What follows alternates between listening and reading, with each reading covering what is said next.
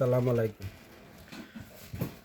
আমি কত যাবৎ এয়ারপোর্টে ডিউটি করতেছি। এয়ারপোর্টের বিষয় কোনো কোনো দেখতাছি, বুঝতেছি, ঠিক আছে, এরকম নিয়ে আমি মেন জায়গার মধ্যে ডিউটি করে দেখছি। তো এখন বর্তমানে ডিজিটাল যুগ, ডিজিটাল যে ফুতের বয়নও আছে, ফুতের বয়নও ডিজিটাল মানুষ এরকম।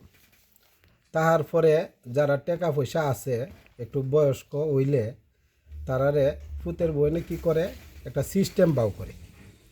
আগে টাকা পয়সা আছে কিন্তু আগে ওয়াশ করতো না, উমরা হজ করতো না অথবা বড় হজ করতো না।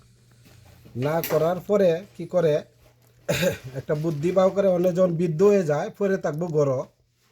এই পড়ার কারণে করে কি এই তার একটা প্ল্যান বাহরে যে অন বয়স হয়েছে, বয়স্ক লোক যদি অন মারা যায় গেলে ঢাকা শহর যারা তাহে অনেক টাকা পয়সা আছে কিন্তু বয়স্ক লোক মারা গেলে মাটি দিতে লাগবো এই 1 কোটি টাকা, কোনো অন্য কোনো জায়গায় লাগবো 50 লাখ টাকা। আর যদি মনে করেন আজিমপুর মাটি দিতে 10,000 টাকা লাগবো, এটা তো জানেন এই পরে লাইফ খুব একটা ঠিক হইব না। 10,000 টাকা 1.5 মাস 2 মাস 3 মাস মেদে তাহে অবস্থা। তো এই জন্যই করে কি অনে পুতের বয়নে একটা বুদ্ধি বাউ করে এই লোকেরে বৃদ্ধ বয়সে পরে পাড়া এই উমরা হজ অথবা বড় হজ করার লাগিয়া 5 লাখ টাকা লাগবে। তো এই দিক দিয়া টাকাও বাচ্চা যাইব আর 5 লাখ টাকা খরচ হইব।